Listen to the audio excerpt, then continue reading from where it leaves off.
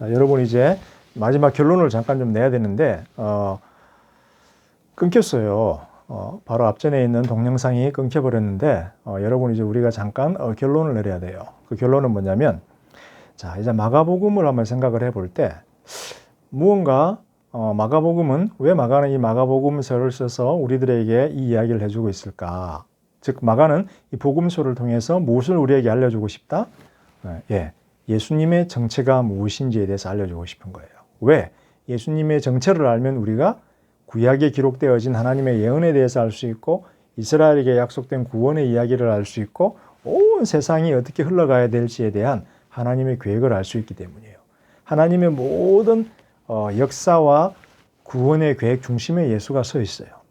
그래서 마가는 예수는 누구인가? 라고 하는 질문에 대한 답을 해주고 싶어요. 자, 예수는 누구다? 예수는 처음에 시작할 때 뭐라고 이야기했어요? 마가복음 1장 1절에서 예수는 하나님의 아들이다. 그 다음에 예수님께서 세례요한에 의해서 세례를 받으세요. 그 다음에 하늘이 갈라지고 성령이 내려와요. 그 다음에 하나님께서 말씀하세요. 하나님께서 뭐라고 말씀하세요? 이는 나의 사랑하는 아들이다. 그 다음에 방금 우리가 읽은 변화산상 본문에서 또 구름이 제자들을 가려버려요. 구름은 하나님의 임재를 의미를 해요. 하나님께서 구름 뒤에 있는 거예요. 구름이 없으면 하나님의 얼굴 빛이 비치면 제자들은 죽어요. 인간은 하나님을 보면 살 수 없으니까. 그런데 구름 속에서 하나님이 이야기를 해요. 이는 누구다? 나의 사랑하는 아들이다 라는 거예요. 그 다음 아까 15장 백부장이 예수님이 죽으실 때 십자가 밑에서 있다가 예수님을 못 박은 사람이에요. 그죠?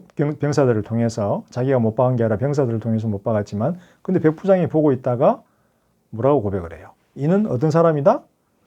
진실로 하나님의 아들이다 라는 거예요. 복음서의 시작에서 마가가 고백해요. 예수는 하나님의 아들이다. 하나님이 이야기해요. 예수는 나의 아들이다. 그리고 또 이야기해요. 하나님께서 나의 아들이다. 그럼 백부장이 이야기해요. 그는 하나님의 아들이다.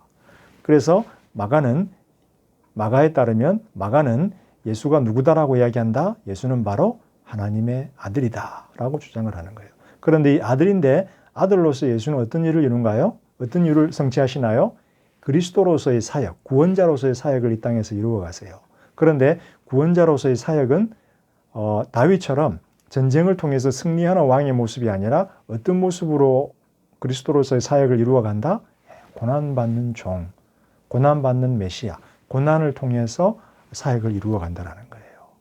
고난을 통해서 십자가에 달려 죽음으로써 그리고 부활함으로써 인간의 죄에 대한 희생의 근거를 제공하고 그 다음에 회개하고 자기 십자가를 지고 예수님을 따라오는 자들은 예수로부터 생명을 부여받고 하나님의 나라에서 영원히 같이 거하게 된다라고 하는 메시지를 마가는 우리들에게 전달해 주고 있어요.